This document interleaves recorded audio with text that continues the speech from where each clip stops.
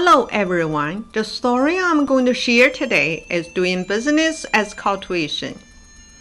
In the Ming dynasty, there was a scholar who failed Imperial Examination over and over again.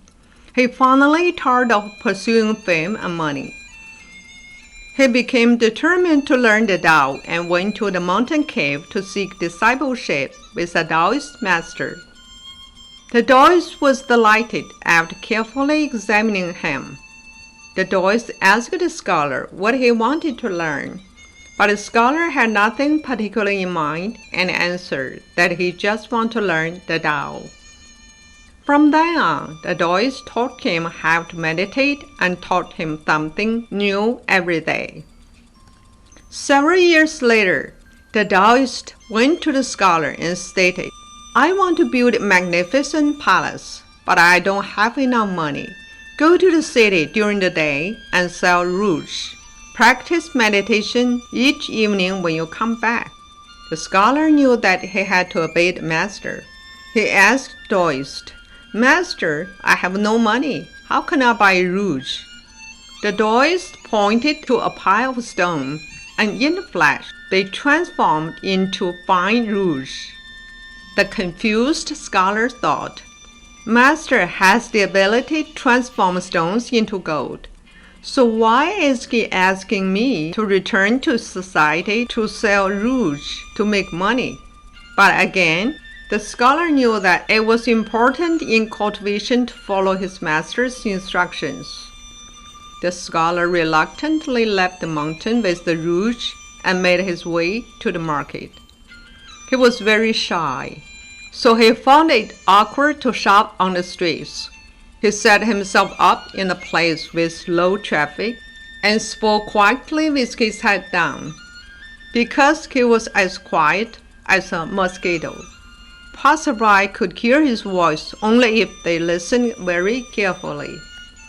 His master, observing from far away, saw that scholar was afraid of people. The Taoist transformed into a rude butcher. The butcher, with a knife in hand, went up to the scholar and demanded to know what he was doing. Never lifting his head, the scholar replied, "I'm selling rouge." "What did you say? I can't hear you," the butcher shouted, placing the knife on the scholar's neck. The scholar calmed himself down. Looking at the knife, he replied with trembling voice, "I am selling rouge." "You have to shout it if you want to sell something. The street is so busy, and your voice is so low. Who can hear you?" the butcher responded.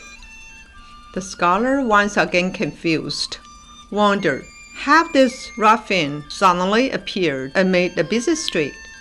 Regardless, he knew that he had to sell rouge to fulfill his master's mission. The scholar's fear suddenly vanished and began shouting loudly. That evening, it took him a while to calm down and reach tranquility during meditation. He didn't ask his master about what had happened, and instead tried to enlighten himself. He later realized that as a cultivator, his heart should be wholly dedicated to cultivation. Only then could society not affect him, so there was nothing to be afraid of. A month had passed, but the scholar still had not sold a single box of rouge. He wondered why selling rouge was more difficult than cultivation. But since his master asked him to, he felt that he must do it happily.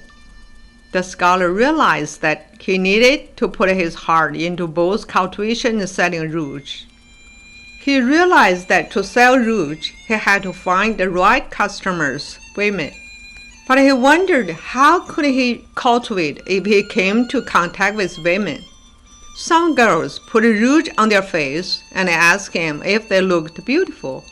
The scholar suddenly realized, human beings are human beings, whether men and women. I am a cultivator, not just an ordinary being. So how could these human affairs move me? Upon having this thought, the scholar became calm. He later came into contact with all types of people. and his heart was not moved, as the mortal world was nothing but a pile of dirt to him. After he reached to a certain level in cultivation, heavenly fairies descended to test him. They transformed into beautiful girls, made alluring gestures toward him. The scholar's heart was focused on cultivation every second, and he was not moved. The fairies then left. One fairy came back disguised as an old lady. She bought rouge and put it on her face. In no time, he transformed into a young, beautiful girl. People on the street witnessed the miracle and came one after another to buy the rouge. That very day, the Empress Dowager went to burn incense at the temple. She saw people flocking to buy rouge and sent her servants to investigate. After learning that rouge was magical, she ordered that all the rouge be bought with 10 pounds of gold. Seeing so much money, the scholar thought that his master's wish could be finally fulfilled.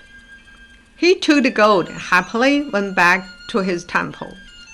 On his way back, he encountered a team of soldiers on horseback. They were harassing a group of young girls.